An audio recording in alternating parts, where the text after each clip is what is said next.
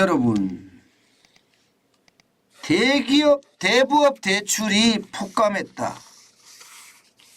얼마나 줄었길래 폭감이라는 단어를 썼을까요? 일단 진짜 엄청나게 줄었습니다. 뭐 이렇게까지 줄을 줄이야 몰랐다 생각 들 정도로요. 여러분 이거 한번 보세요. 1년 새 대부업 신규 대출 감소율입니다. 81.9%입니다. 대부업에서조차 여러분 대출이 안 된다는 이야기입니다. 그러면 지금 소상공인이나 자영업자, 소기업은 도대체 어디 가서 돈을 빌릴 수 있을까요? 돈 빌릴 데가 없어요. 저도 자영업자인데요. 돈 빌리러 가보면요. 그냥 무조건 퇴짜입니다. 그러면 어디로 가야 됩니까? 이게 불법 사채로 갈 수밖에 없습니다. 뭐 일수 쓰는 거 당연하게 쓸 수밖에 없다니까요. 대출을 해주는 곳이 있어야 되는데 대출을 해주는 곳이 없으니까 지금 당장 급한 돈을 결국 말입니다. 불법 사금융에 의지할 수밖에 없는 게 현실이다 이 말씀입니다. 얼마나 줄었길래 이렇게까지 이야기하느냐. 여러분 한번 보세요. 지금 2022년 1분기만 하더라도 1조 1344억 원입니다. 그런데 2023년 1분기에는 2025억 원 대출하는 데 거쳤습니다. 81.9%가 줄었습니다. 무려 말입니다. 9,292억 원이 줄어들었다니까요. 2분기 대비하면 더 많이 줄어들죠. 2분기 대비하면.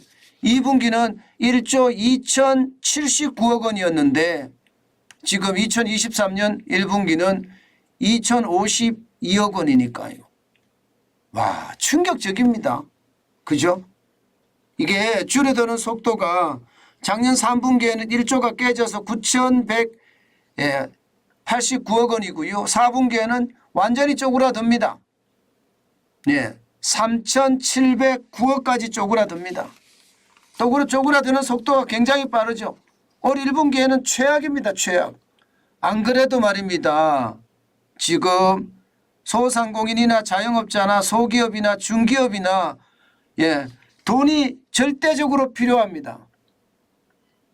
통제 방역 때문에 빚을 많이 졌기 때문에요. 돈이 없으면 살아가기가 굉장히 힘듭니다. 그런데도 불구하고 돈을 빌릴 데가 없다. 이 말은 결국 말입니다. 이게 불법 사채로 갈 수밖에 없다는 이야기예요. 여러분 이 지표도 한번 보시지요. 대부업 69개사 신규 대출자입니다. 이거는 대출액이고요. 대출자도 말입니다. 여러분 91,024명에서요. 2023년 1분기 1년 사이에 지금 거의 4분의 1 토막 났죠. 26,767명으로 줄어들었으니까요. 돈 빌리는 사람들이 과거에는 9만 1,000명이 빌렸는데 지금은 2만 6천 명밖에 못 빌린다. 이러면 나머지는 어디서 빌려야 될까요? 어디서? 나머지는. 이것은 말입니다. 불법 사금융으로 갈 수밖에 없는 구조예요.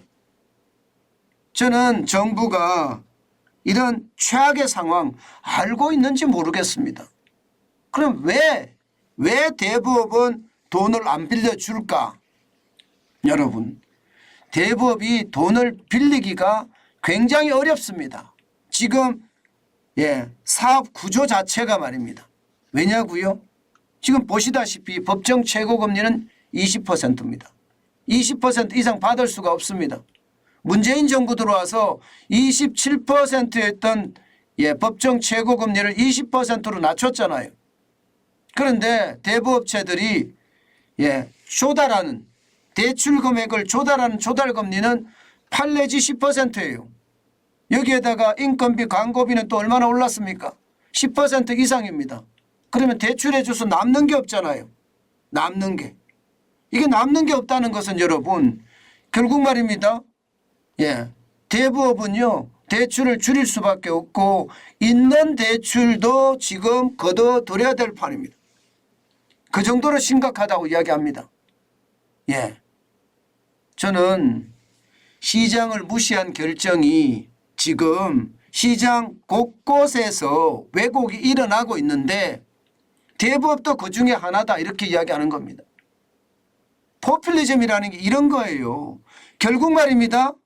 가난한 사람들을 도와주겠다면서 최고 이자를 낮추고 예 여기에다가 뭐 돈 계속 뿌리고 결국 그건 누가 갚아요? 여러분과 제가 갚는 거예요. 예, 그만큼 받은 사람들이 또다시 다 토해내야 된다는 거예요. 이게 뭐 문재인 대통령의 주머니에서 나오는 것도 아니고요. 예, 야당의 주머니에 더불어민주당 주머니에서 나오는 게 아닙니다. 바로 여러분 주머니에서 나오는 겁니다. 포퓰리즘 이렇게 무섭습니다. 지금 대부업이라는 업종 자체가 사라질 판이라 이런 이야기까지 나올 정도예요. 그 정도로 말입니다. 대부업은 사업 구조가 지금 제대로 형성되고 있지 못합니다. 그러니 죽어나는 것은 국민이다. 그중에서도 자영업자, 소상공인, 소기업, 중기업이다. 그렇게 이야기할 수 있는 겁니다. 특히 말입니다. 소상공인이나 자영업자는 이게 어디 가도 대출을 받을 수 없으니 거기에 대한 충격탄이 커질 수밖에 없는 겁니다. 대부업체조차도 대출을 안 해주니까 어디 가서 대출을 받을 수 있겠습니까? 여러분 진짜 최악이죠. 이렇게 되니 여러분 지금 상황은 점점 더 꼬여갑니다. 지금 보시는 것처럼 불법 사금융 이용하는 사람들이 많아졌습니다. 많아질 수밖에 없는 거죠. 대부업에조차도 돈을 못 빌리니까 말입니다. 예, 그러니까 여러분 보세요. 불법 사금융을 이용하게 되는 이유를 한번 1, 2, 3, 4, 5, 5가지를 나눴는데요. 1금융권이나 2금융권을 이용하기에 번거롭다 이렇게 이야기하잖아요. 번거롭다는 안 해준다는 말하고 똑같은 이야기입니다. 안 해준다는 말하고 똑같은 이야기. 심각하다는 이야기죠. 예, 그게 29.7%고요. 일부만 해주는 것도 24.4%고요. 예, 스스로 다 대출이 안 될 것 같다 생각이 22.8%입니다.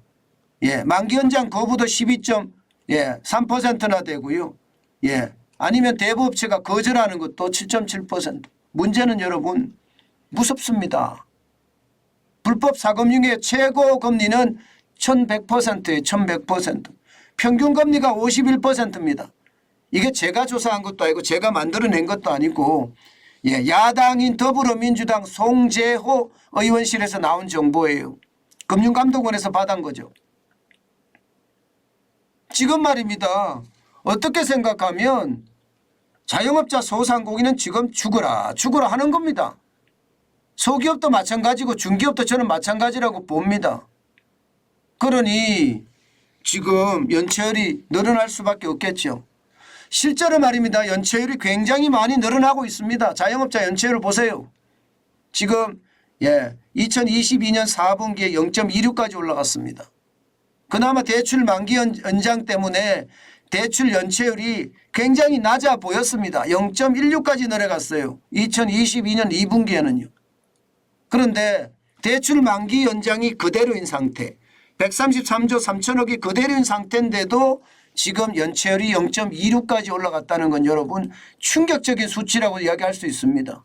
이렇게 되면 연체율이 가장 높았던 2019년 1분기 0.38보다도 훨씬 많이 올라갈 수도 있다는 이야기가 되는 겁니다. 그러면 여러분 이거 어떻게 갚습니까? 자영업자 부채가 장난 아니잖아요. 예, 작년 4분기 기준으로 1019조 8천억 원이나 됩니다. 이거 어떻게 갚습니까?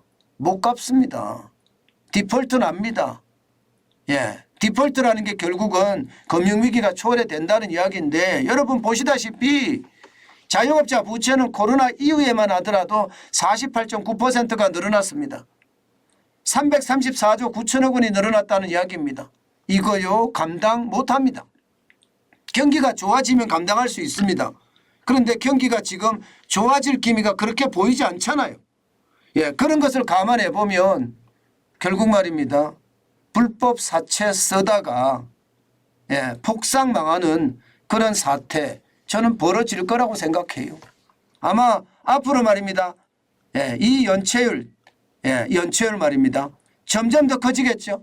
0.16이 더 많이 커지겠죠. 9월까지 가면 이제 자영업자 대출에 대한 133조 3천억 2월 기준입니다. 여기에 대한 어떤 방안이 나올 텐데 어떻게 할까요? 아마 미루겠죠. 또 내년 선거 때까지 또 미룰 겁니다. 내년 선거까지 미루면 내년 4월 10일이 선거거든요. 만기 연장은 내년 3월이 또 만기 연장이에요. 4월 10일이니까 공교롭게도 그죠? 그럼 내년 9월까지 또 밀려간다는 이야기예요. 이렇게 시한폭탄처럼 계속 밀고 가는데 밀고 가다가 경제 전체가 꼬꾸라지는 것은 아닐까 그런 생각을 저는 진짜 많이 해봅니다. 사실 지금 국민들은요. 앞서도 말씀드린 것처럼 불법 사채에 뭐 신체 포기각서도 쓴다는 이야기까지 나오잖아요. 심지어 말입니다. 나체 사진을 찍어서 보내라 이런 최악의 상황까지도 맞고 있는 그게 우리네 현실입니다. 제발 포퓰리즘으로 지금 경제를 망치지 마세요. 이 포퓰리즘이 결국은 말입니다. 나라를 좀먹게 만들고 경제를 파괴한다. 저는 그렇게 생각합니다. 아마 이 불법 사채로 내몰리는 것도 지금 앞으로 더 심각한 그런 상황이 올 거라고 저는 예상이 들어요. 제발 경제가 정상화돼야 됩니다. 그 정상화만이 말입니다. 대한민국이 앞으로 더 성장할 수 있는 그런 힘을 가지지 않을까 저는 그렇게 생각합니다. 제발 여러분 포퓰리즘 막아주세요. 포퓰리즘 못 막으면요. 우리나라 남미가 된다는 것은 기정사실입니다. 아니 저소득층을 도와주는 것은 있을 수 있는 일입니다. 그러나 전 국민에게 뿌리는 포퓰리즘이 지금처럼 계속 된다면 말입니다. 나라는 결국 말입니다. 최악의 상황으로 갈 수밖에 없고요. 그 최악의 상황은 어느 누구도 되돌이킬 수 없는 그런 상황으로 빠져들게 된다는 것 여러분 이제 우리는 알고 있고요. 이미 곳곳에서 그런 일들이 벌어지고 있습니다. 아마 앞으로 더 많은 일들이 벌어질 겁니다. 저는 그래서 두렵다는 생각 진짜 많이 합니다. 진짜 많이. 실제로 두려울 가능성이 굉장히 높아졌으니까 말입니다. 저는 이것을 보면서요. 우리 경제가 얼마나 무너지고 있는지 지금 뿌리째 썩어가고 있는 것은 아닌지 걱정이 태산입니다.